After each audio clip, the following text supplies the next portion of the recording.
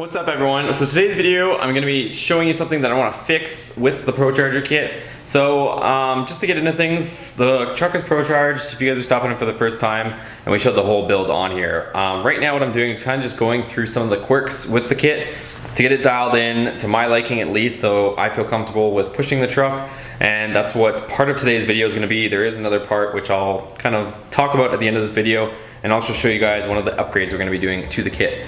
So what I'm going to be doing today is there is a map sensor. So this is the map sensor, and part of it is there's an O-ring which ProCharger tells you to transfer from your stock map sensor, which is this guy, to the adapter block they have, and then I think they give you a 2-bar map sensor. It's not 3-bar, it's a 2-bar. So they give you that map sensor, and it is super sloppy. So you use the O-ring from the other one in it, but or you take the O-ring off this and then you put it on the one that's in this truck, and I'll go ahead and I'll show you just how sloppy that it is. So this one doesn't have an O-ring, you can probably see there, no O-ring, and I'll show you what it looks like mounted on the truck and just how sloppy it is. So have a look at this, guys. I did wash the engine bay, so finally I got it to my liking. It's clean now, degreased and whatnot. I'll put the engine cover on it probably afterwards, one that says HEMI, the stock one, but we're still messing around with stuff, so I'm gonna keep it off for now. So here is their adapter block. You guys can see it in the back. So it's this billet aluminum piece, and it has a sensor attached to it. Look at how loose it is. So that's supposed to be keeping a seal on there, and what the sensor does is it reads how much boost pressure or manifold pressure you have. So if this isn't accurate, you technically could be under fueling the truck. So even though your boost gauge could say you're making 6 or 8 pounds, the sensor might only be sensing 3 pounds because there's a leak from the sensor. So that's what I'm saying, like this thing should be snug in there against those O-rings. It shouldn't be sitting there floppy jalopy like this. So what I'm gonna do is I'm gonna take this out. There's 2 grooves on these, and I'm gonna put a beefier O-ring, 2 of them, just to make sure.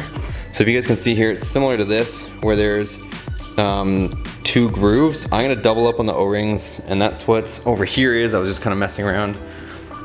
Bought an O-ring kit, and I'm gonna put 2 of this size O-ring. Sorry, you guys probably can't see because there's a picture of them, but there's a whole kit in there, and I kind of went through it and found a couple O-rings that'll fit on here, and it should tighten things up. So let's go ahead and pop that out. As far as taking it out, it's super simple.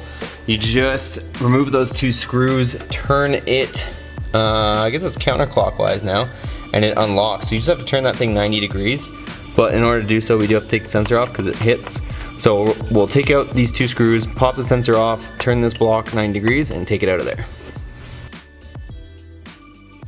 Okay, so here's what we're left with when we take it out. So this is that same mechanism, and again, this is what the stock one would be. So maybe there isn't actually 2 places for multiple O-rings, but let's see if we can maybe beef this up, because this is almost flush with here, and like I said, it's just very, very sloppy in there.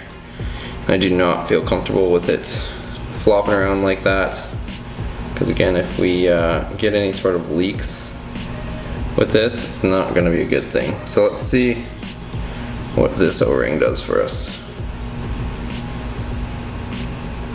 Oh yeah, that's sticking out way past. So you can see the difference, hopefully. This O-ring that I just put in is much larger than this little guy that was on here before, so I feel a little more comfortable with this. Let's go ahead and just pop this in and see. I was thinking maybe we could get 2 O-rings on, but just putting this one beefy one seems like it's gonna do it. So let's go try that out for a second and see what's up.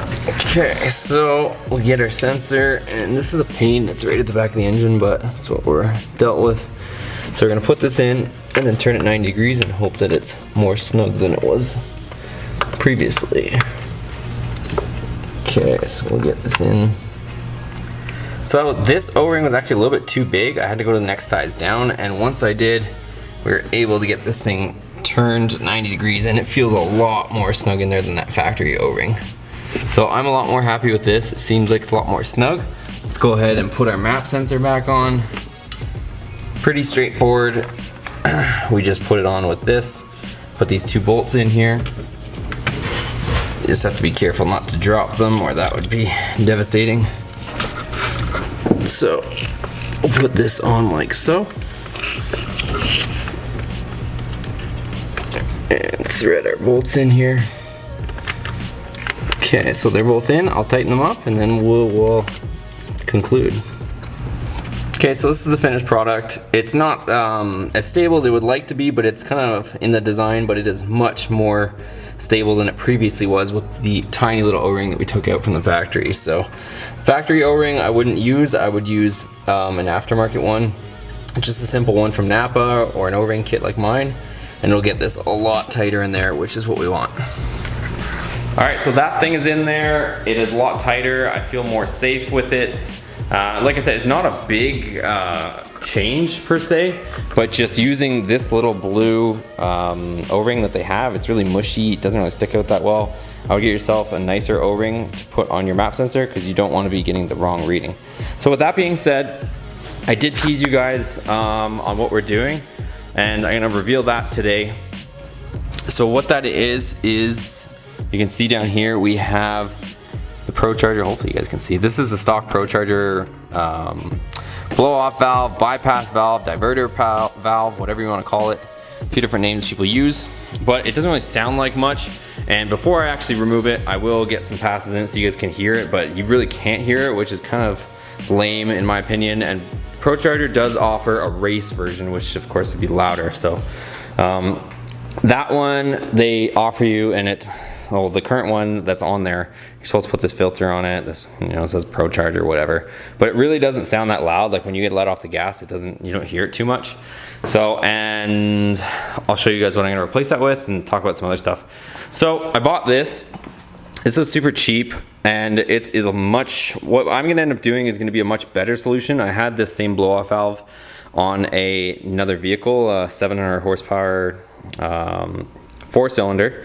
So I liked the sound of it. It should sound similar on this, given that supercharger is so big on that thing. So what this is gonna do is this is going to sit in there. It should be a bolt-on solution, which is kind of what I was hoping for. So see this little T that they have here? This is gonna sit in place right there. So should just go in exactly where ProCharger intended the diverter, or blow-off valve, or bypass valve to go. So this will go in there. And then here's the money piece. So we'll put that on, and that gives us this typical flange, or this type of flange, which is, a lot of people pronounce these different ways, so I'll let you guys decide which way you want to pronounce it. But it is tile, teal, whatever.